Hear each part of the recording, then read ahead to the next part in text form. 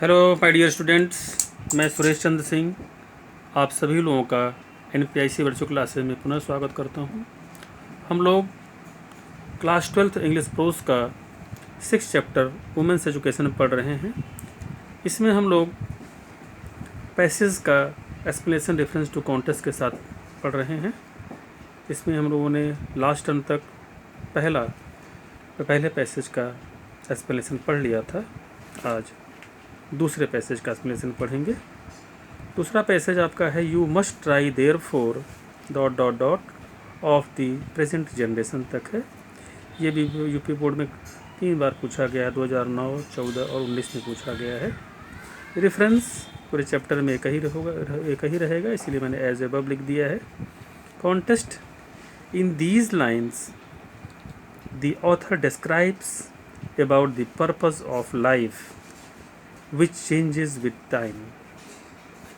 इन पंक्तियों में लेखक जीवन के उद्देश्य के बारे में बता रहे हैं जो कि समय के साथ परिवर्तित होता रहता है, अर्थात जीवन का उद्देश्य समय के साथ परिवर्तित होता रहता है। He emphasizes the need of the present generation। और ये यानी लेखक महोदय प्रेजेंट जनरेशन वर्तमान पीढ़ी की आवश्यकताओं पर भी बल दे रहे हैं।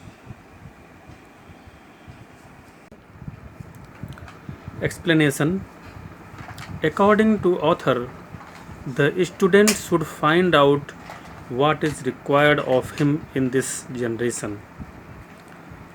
लेखक के अनुसार स्टूडेंट को खोजना चाहिए कि क्या इस नई जनरेशन के लिए ज़रूरी है। Change is a continuous process and is the law of life। Change अर्थात परिवर्तन एक सतत प्रक्रिया है, अर्थात ये अनवरत प्रक्रिया है, लगातार ये प्रक्रिया चलती रहती है परिवर्तन की, कभी रुकती नहीं है प्रकृति में। तो वही कह रहे हैं change is a continuous process and is the law of life, या लॉ ऑफ नेचर कर सकते हैं। यह जीवन का एक नियम है या प्रकृति का एक नियम है। Everything undergoes a change with the passage of time. हर एक चीज़ के अंदर समय के साथ परिवर्तन होता है। There may be many things which were useful for our forefathers some centuries ago, but they are no more useful in the new circumstances of present days। कहना है यहाँ पर कि बहुत सी ऐसी चीज़ें हैं जो हमारे फोरफादर मतलब होता है पूर्वज, जो हमारे पूर्वजों के लिए सदियों पहले उपयोगी थी, लेकिन लेकिन यहाँ पर मतलब यहाँ लेकिन से मतलब है लेकिन वर्तमान परिस्थितियों में ये अब उपयोगी नहीं रह गए हैं। अर्थात कोई भी चीज़, कोई भी नियम जो सदियों पहले हमारे पूर्वजों के लिए उपयोगी था, लेकिन आज की परिस्थिति में वह नियम या वे चीज़ें उपयोगी नहीं रह गई हैं। The purpose of education must change according to the modern times.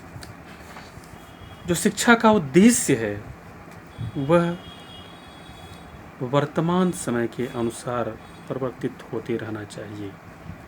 The condition of our country and of the world are changing rapidly. हमारे देश की परिस्थिति और संसार की परिस्थितियाँ दोनों ही जगह की परिस्थितियाँ बहुत तेज़ी से बदल रही हैं। Thus, one should choose their purpose according to the changing conditions।